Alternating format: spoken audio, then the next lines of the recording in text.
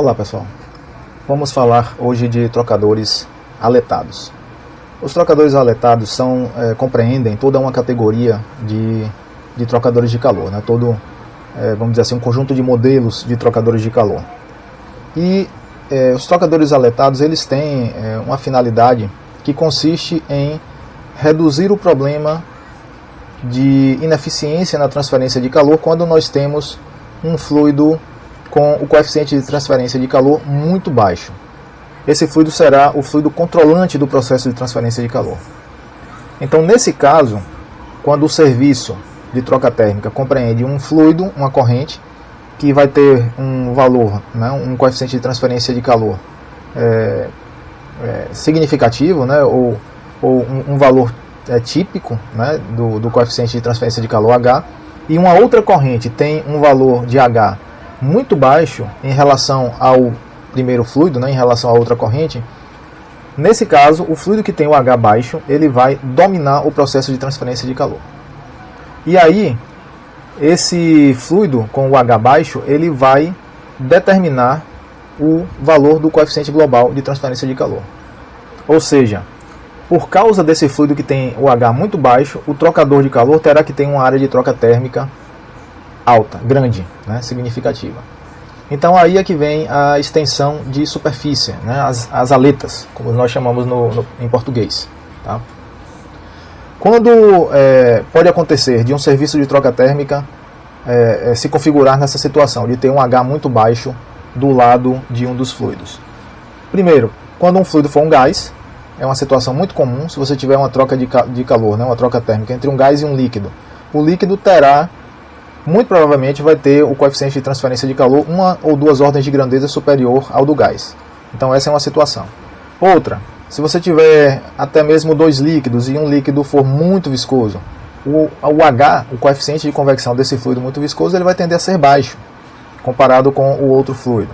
Essa é uma outra situação.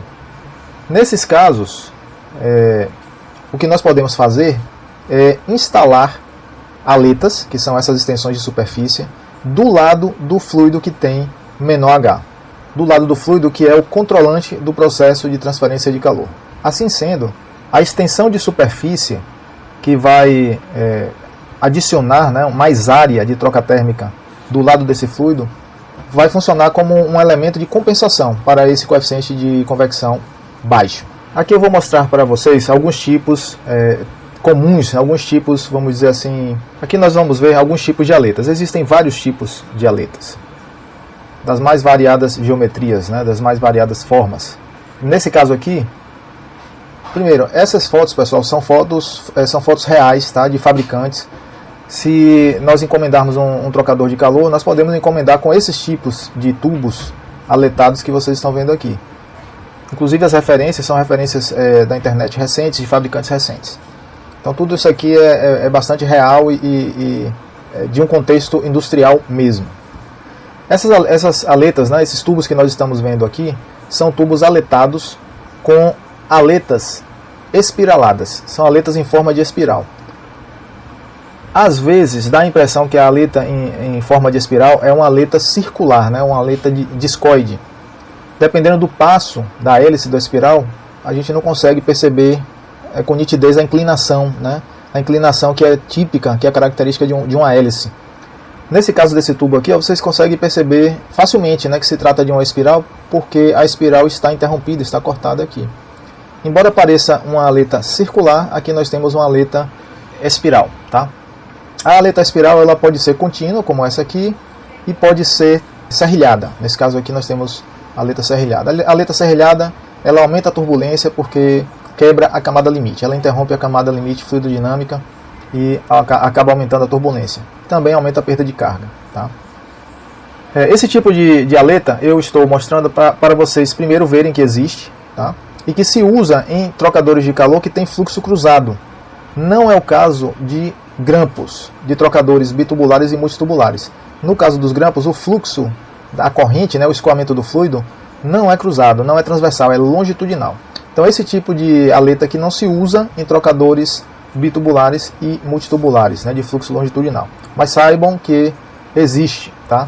Em outros tipos de casco e tubos pode ser usado sim esse tipo de Em outros modelos de trocador pode ser usado esse tipo de aleta.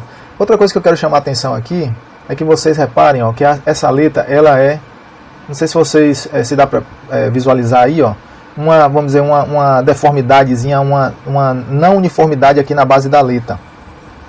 Isso se deve à solda. Esse tipo de aleta aqui é soldada, tá? Então aqui nós temos aletas contínuas e serrilhadas soldadas, e dá para ver bem a solda aqui. Dá para ver melhor ainda nessa foto. Aqui tem o fabricante, né, do tubo. Aqui vocês percebem claramente, ó, o efeito, né, do aquecimento pela solda, tá? O efeito aqui do aquecimento, né? O efeito térmico, causando não uniformidade aqui no metal da aleta e do tubo também. Então está bem marcado aqui, vocês podem ver que essa aleta foi colocada no tubo através de soldagem, certo? Existem também, essa outra aqui também é soldada, deixa eu ver. Aqui nós temos também um tubo aletado com aleta espiral, também soldada. Vocês podem ver aqui soldada, ó. As aletas não são totalmente lisas para aumentar a turbulência, elas têm rugosidades aqui, tá? Mas o que eu quero que vocês vejam aqui é soldada, né? Essa aleta aqui é soldada sobre esse tubo, sobre a superfície base. Vocês devem estar reparando que nessas ilustrações que eu tenho mostrado, nós só vemos aletas externas, não é? Existem aletas internas também, tubos aletados internamente, porém de longe as aletas mais comuns são aletas externas. Olhem essa aqui agora, nós temos um tubo aletado com aleta espiralada, também com rugosidades, estão vendo? Com uma espécie de franjas, vamos dizer aqui, com a finalidade de aumentar a turbulência. E o tubo é de aço inox, tá? Uma aleta espiral contínua em tubo de aço inox. Esse tubo aqui é bem interessante porque nós temos aqui, né, está informando, né, o fabricante informa aqui que são aletas estrudadas, né? O que são as aletas estrudadas? São aletas que são construídas, vamos dizer assim, são instaladas sobre o tubo no momento que o tubo é fabricado. Então, se a gente reparar aqui, ó, nesse tubo aletado, você vê que o acabamento da base da aleta ele é bem uniforme. Você vê um acabamento de qualidade, né? Uma superfície contínua, vamos dizer assim. Porque essa aleta ela já foi moldada no ato da construção do tubo. São aletas estrudadas. Esta aqui parece ser circular, não parece ser espiral não. Mas essa aqui é espiral, sem dúvida nenhuma. Pronto, agora vamos ver um outro tipo de aleta que são as aletas longitudinais. Aletas longitudinais são extensões de superfície instaladas ao comprido, quer dizer, ao longo do tubo. Essas aletas longitudinais, elas são mais apropriadas quando o fluido escoa também na direção axial, ao longo do tubo, né? Escoa ao comprido, que é o que acontece nos trocadores tipo grampo, tanto bitubulares como multitubulares. Esse tipo de aleta é que é usado nesses modelos de trocadores que nós estamos vendo agora, são as aletas longitudinais. Aqui nós temos aletas longitudinais segmentadas, estão vendo aqui esses cortes, ó, interrompendo, né, a intervalos regulares a aleta. Eles estão aqui para quebrar a camada limite, que é formada ao longo da aleta, e quebrando a camada limite, forçando um reinício, vamos dizer assim, um reset da camada limite em cada pedacinho de tubo desse, se aumenta o coeficiente de transferência de calor sobre a aleta. Olha aqui uma outra foto, né, de fabricante de tubos aletados. Aqui no caso são tubos extrudados, conforme diz aqui no anúncio, tá? Aletas externas também. Bom, com relação à geometria das aletas, eu vou passar para vocês aqui algumas dimensões que são típicas, né? Algumas dimensões que são geralmente encontradas nos tubos aletados que estão disponíveis no mercado. Em aplicações de baixa pressão, a espessura, né, típica da aleta, tanto extrudada ou soldada, é de meio milímetro. Tá? Meio milímetro. É fino, mas não é fino o suficiente para que se perca resistência estrutural. Todavia, se a aleta, né, se o tubo e a aleta sobre ele, né, forem de alumínio, por exemplo, é muito fácil se dobrar, né, se deformar uma aleta dessa espessura aqui em alumínio. Fica bem mole. É o tipo de aleta que nós encontramos em aparelhos de ar-condicionado. A pessoa consegue dobrar, deformar inclusive com a mão mesmo. E a altura até 12,7 milímetros de altura. É claro que você pode encomendar tubos aletados com uma altura customizada, aí você escolhe a altura. Tá?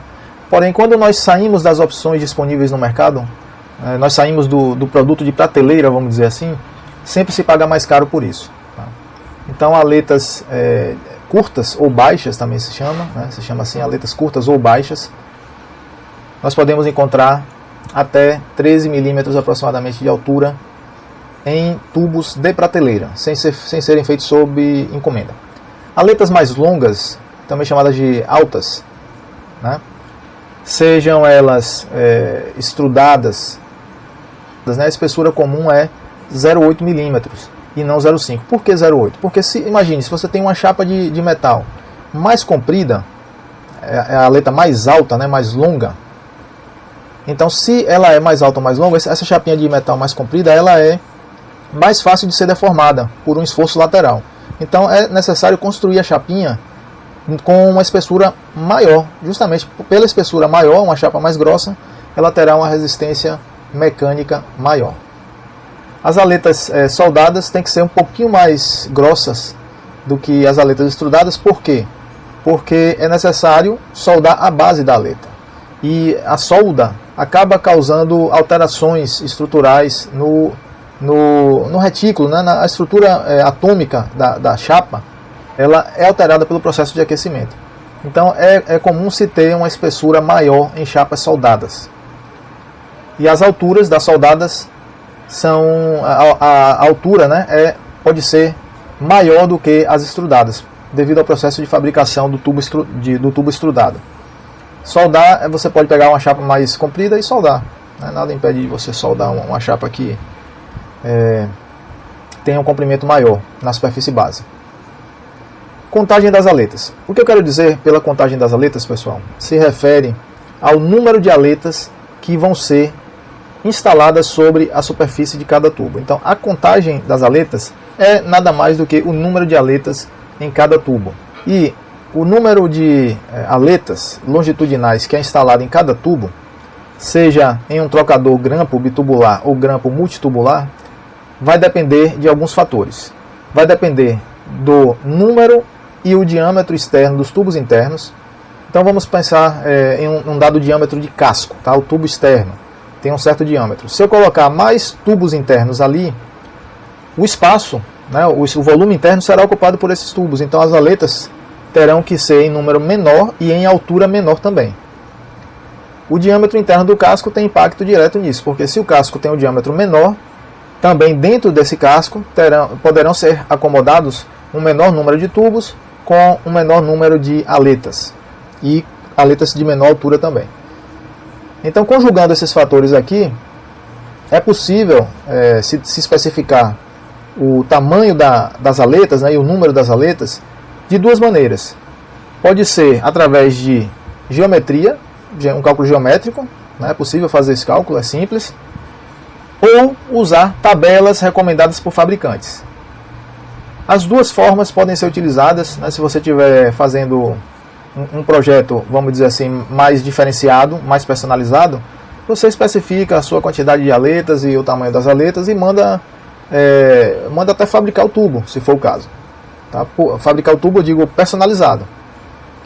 Ou nós usamos tabelas de fabricantes, porque nessas tabelas padrões dos fabricantes, nós já vamos encontrar especificações de tubo, de diâmetro de tubo, de número de aletas e de altura das aletas, que muito possivelmente já estarão em estoque. Serão tubos aletados de prateleira. Então, barateia a construção do equipamento quando nós usamos tubulações assim, tubulações de prateleira. Nessa ilustração vocês podem ver o corte transversal de um trocador bitubular aletado. Aqui nessa ilustração eu mostro para vocês um corte transversal de um trocador multitubular. Veja que nós temos o casco e sete tubos internos aqui, e em cada tubo um certo número de aletas. Esse número de aletas externas em cada tubo pode variar de 16 a 64 aletas, né, longitudinais. Essa variação aqui essa faixa, vamos dizer, do número de aletas é uma faixa real, tá, pessoal?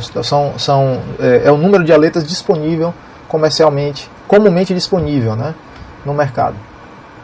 Então menos de 16 não é tão comum, embora seja possível mandar fabricar o tubo assim. E mais de 64 já fica difícil tanto construir as aletas como a fluidodinâmica entre aletas, né, o fluido escoando entre aletas, ele acaba tendo, vamos dizer assim, um efeito de forças viscosas predominante, o que reduz bastante o coeficiente de transferência de calor entre uma aleta e outra. Então não é interessante também que as aletas fiquem muito próximas umas das outras. E um tubo com 64 aletas, certamente ele vai ter um diâmetro maior do que um tubo com 16 aletas apenas, né, para manter a distância entre aletas. As alturas podem variar de 6,35 até 25,4 milímetros. Dá aproximadamente em polegadas, 1/4 de polegada a 1 polegada. Aqui dados comerciais, né, de trocadores multitubulares. Podem ter, segundo tabelas padronizadas de fabricante, de 7 a 55 tubos internos, trocadores grandes, equipados com 16 a 20 aletas em cada um desses tubos. Então, pense aí, um trocador com 55 tubos internos e 20 aletas em cada tubo, será fatalmente um grampo, né, de tamanho significativo, e de fato o é.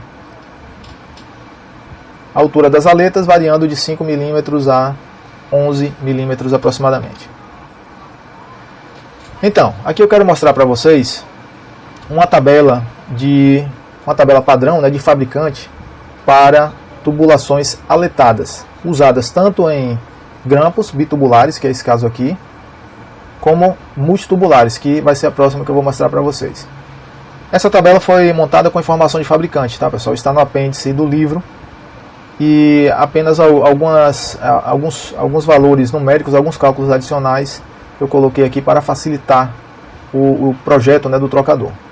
Começamos com a especificação, é simplesmente um número ordinal para a gente poder se referir facilmente a qual especificação de tubulação nós estamos interessados, tá?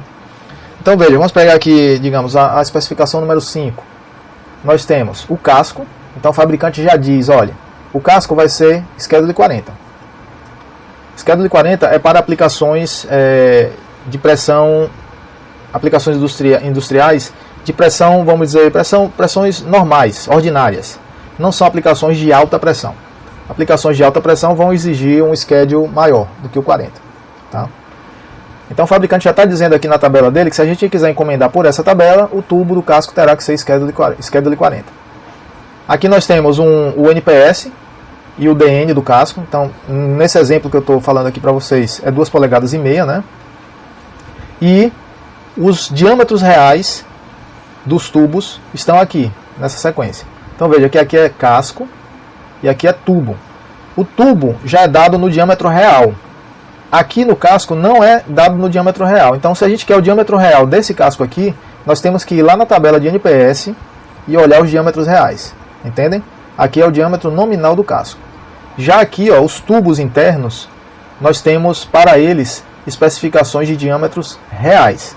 Então aqui é realmente o diâmetro externo, OD, tanto em polegada como milímetro, e aqui é o ID, tanto em polegada como milímetro. E ainda a tabela mostra aqui a espessura da parede do tubo. Número de aletas, olha aqui, ó, número de aletas. Aqui são os dados das aletas. Então a lógica da tabela é a seguinte: casco, tubo e aqui especificação das aletas. Nesse caso da especificação de tubulação número 5, nós temos 24 aletas, estão vendo aqui, ó. E a altura dessas aletas, das 24 aletas, tá? 0,5, meia polegada ou 12,7 milímetros, entendem? Então, para o casco com NPS 2,5, 2 polegadas e meia, nós temos uma certa variação de número de aletas. Vocês podem ver aqui, tá? Começando em 16, 24, 24, 32, 24, 36, por aí vai, tá? Não há número de tubos internos porque aqui nós estamos falando de trocadores bitubulares aletados. Vamos ver a próxima tabela. Na próxima tabela nós temos algumas informações a mais. Na verdade, uma coluna a mais apenas, tá? Tal qual o anterior, o número de especificação aqui, o casco. Aqui nessas colunas nós temos informações do casco, e aqui informações dos tubos e aqui informação das aletas. Tá? Então o casco, vamos pegar a spec número 5 também. No casco, o NPS aqui é 5 ou 125 DN 125 mm. São diâmetros nominais, os reais a gente tem que ir lá na tabela de NPS ou DN pegar. Tá? Olha aqui o que aparece de novo, ó, número de tubos. Porque esses trocadores, essa tabela de fabricante aqui é para trocadores multitubulares. Então agora nós temos o número de tubos. O resto é a mesma coisa. Nós temos o OD do tubo, o ID, polegada em milímetro, e a espessura em polegada em milímetro. E aqui o número de aletas e a altura da aleta em polegada em milímetro. Tranquilo? Então repare que, vamos pegar aqui por exemplo, casco NPS 5. Nós só temos opções, né, com 7 tubos internos. Estão vendo aqui? Não tem opção oferecida, né, de forma padronizada para mais do que 7 tubos internos. E o que é que muda dessa especificação para essa? O número de aletas. Vejam aqui. Ó. Já para especificações de NPS 6 polegadas, nós temos opções, né, de 14 tubos, 7 tubos, 10 tubos, 10 tubos, 19 tubos, mudando aqui o número de aletas. Até o próximo vídeo, um abraço. O método de dimensionamento e análise para trocadores tubulares aletados é bastante similar, é praticamente idêntico ao que nós vimos até o momento, para grampos bitubulares e grampos multitubulares não aletados. Nós temos que fazer apenas algumas modificações, algumas adaptações em equações específicas. Então vamos ver quais são essas adaptações. A primeira delas é a seção transversal, né, a seção reta de escoamento. Para o caso de um trocador de calor com N tubos internos, então é um grampo, né, multitubular, com diâmetro interno DI, né, nesses tubos internos, o diâmetro interno de cada tubo é DI, diâmetro externo DO, e em cada tubo destes tem NF aletas. O diâmetro do casco, o diâmetro que importa é o diâmetro interno, vale ds. Então ds é o diâmetro interno do casco.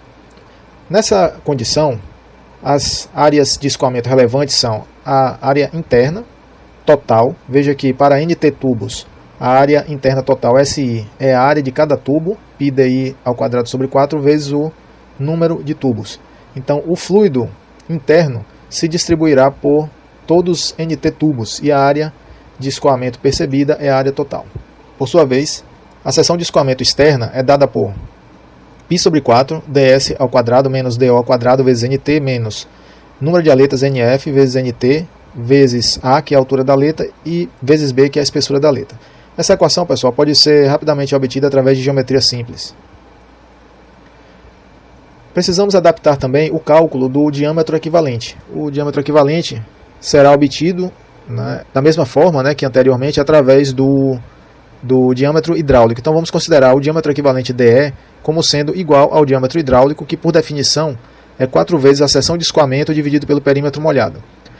A diferença é que neste caso o perímetro molhado é dado por πds mais nt vezes πdo mais 2 vezes nf, que é o número de aletas, vezes a altura da aleta.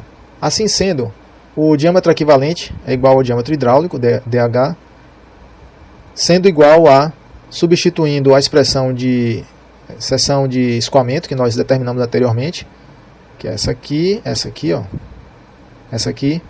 Veja que aqui está dividido por 4 e esse 4 aqui, ó, será cancelado com aquele 4. Operando, vamos obter esse resultado aqui. A seção de escoamento e o perímetro molhado dado por essa expressão, operando e simplificando e organizando para ficar mais compacta a expressão, nós temos esse resultado aqui.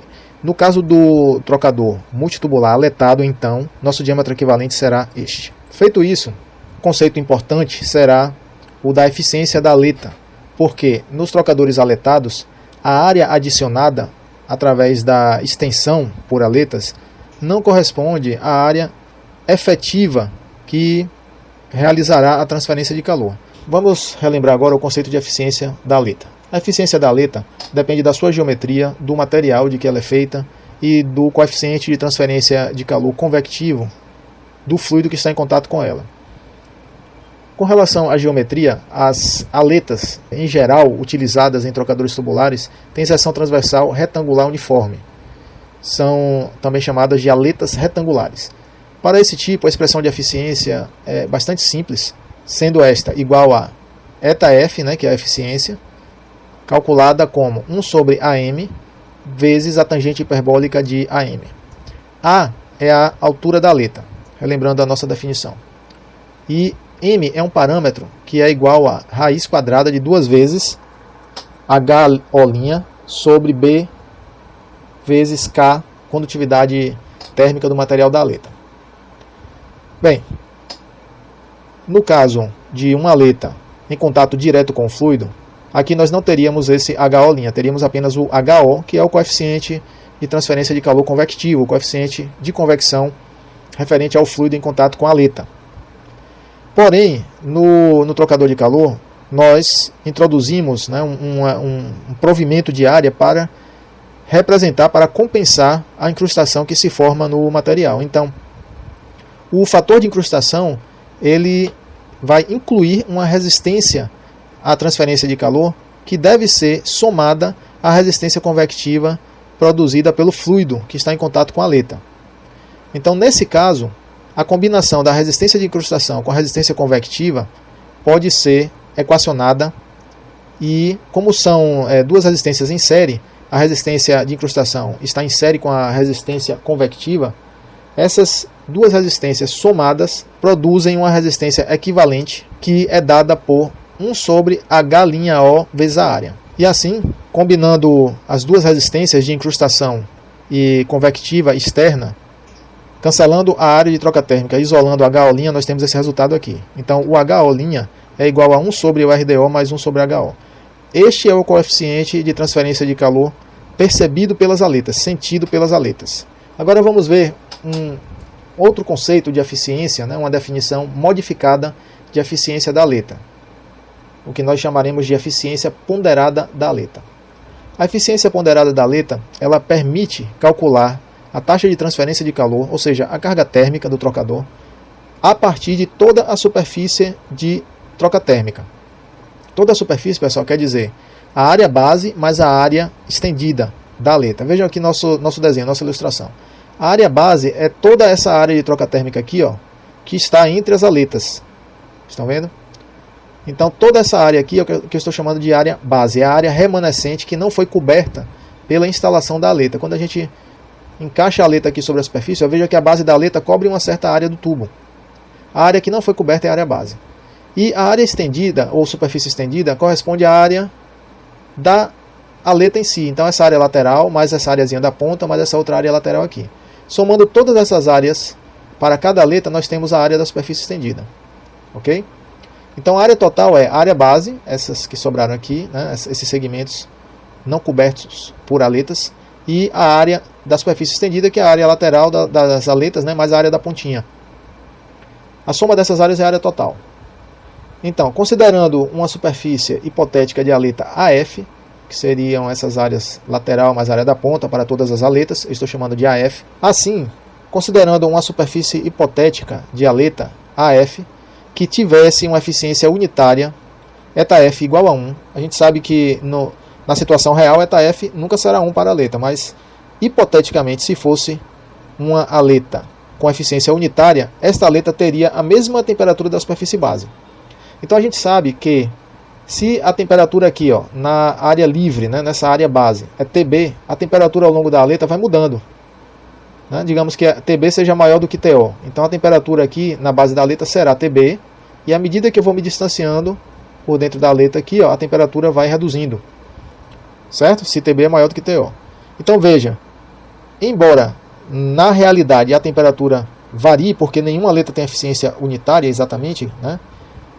Se, por exemplo, a condutividade térmica do material da aleta fosse uma condutividade térmica infinita, então não haveria a resistência térmica no interior da aleta, a resistência térmica condutiva. A resistência térmica condutiva seria nula se o K da aleta fosse infinito, né? Se a condutividade térmica da aleta fosse infinita. Nessa condição, a aleta teria a eficiência ℏf igual a 1. E a temperatura aqui ao longo da aleta seria sempre TB. Não haveria variação porque o K da aleta, hipoteticamente, seria infinito. Entendem? Então, uma aleta com eficiência unitária, ela se comportaria exatamente igual à superfície base, porque teria uma temperatura TB ao longo de toda ela. Tá? Mas isso não é a realidade. Assim, podemos afirmar que a área base não aletada, AB, que corresponde a essas áreas aqui descobertas, transfere energia com eficiência unitária. Então veja, uma aleta que tivesse ΔF igual a 1, ela se comporta exatamente como a superfície base, como a área de superfície base. Certo? Assim sendo, fazendo o raciocínio oposto, a área de superfície base está se comportando como uma área de aleta que tem eficiência unitária. Essa é a jogada aqui, é você interrelacionar esses dois conceitos, tanto na ida como na volta.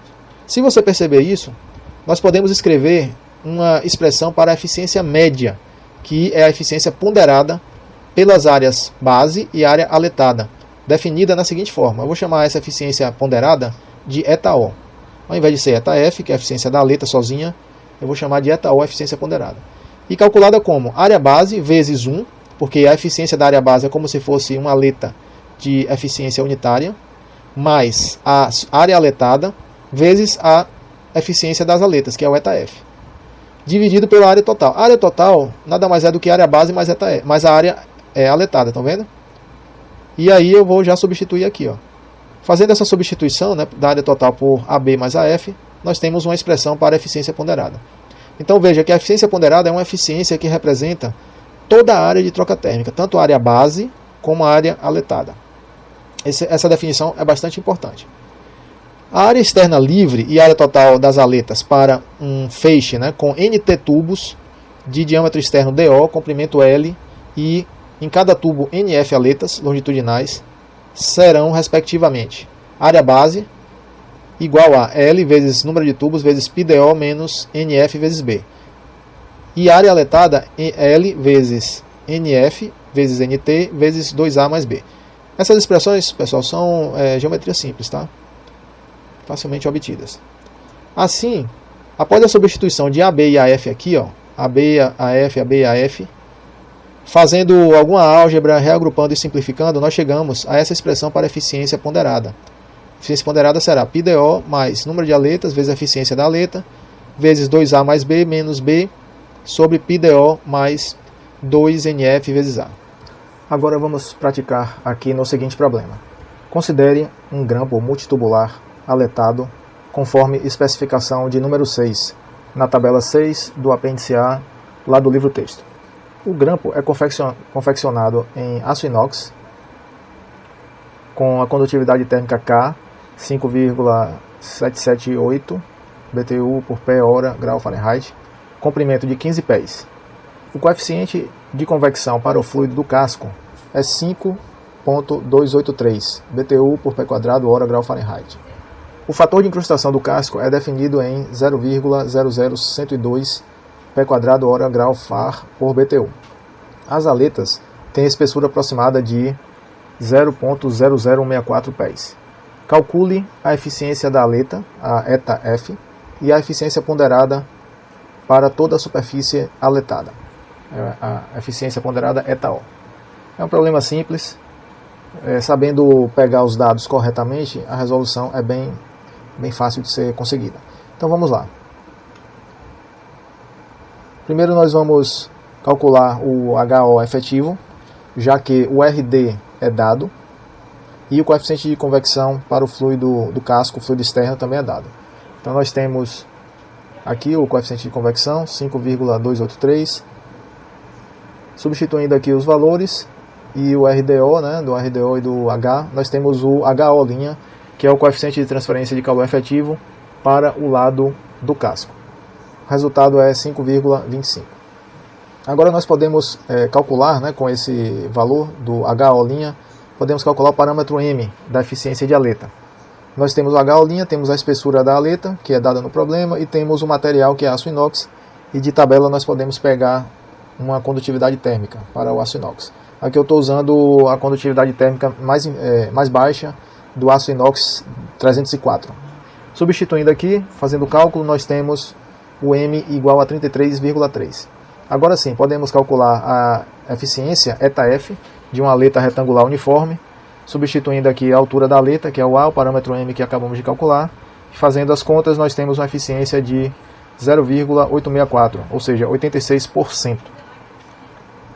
Para calcular a eficiência ponderada, nós precisamos recorrer à especificação que foi fornecida.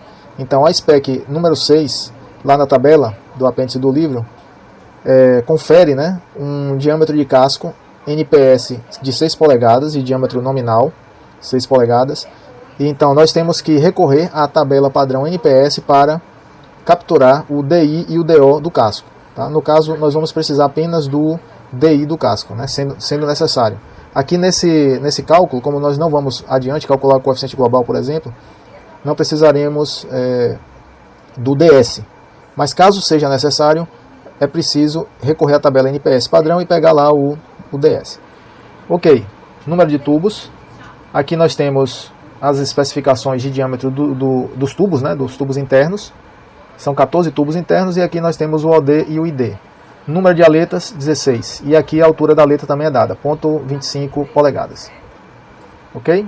Então, a equação de eficiência ponderada de aleta é esta. E com os valores que nós obtivemos da tabela e a eficiência da aleta calculada anteriormente, fazendo o cálculo, nós temos uma eficiência ponderada de 0,89, ou seja, 89%. Conforme esperado, a eficiência ponderada é superior à eficiência da aleta individual, que foi 86%. Tá? Por que a ponderada é maior? Porque a ponderada considera a contribuição da superfície base, que está descoberta, que não foi tomada pela instalação das aletas. E a superfície base tem uma eficiência de 100%. Então, a ponderada será maior.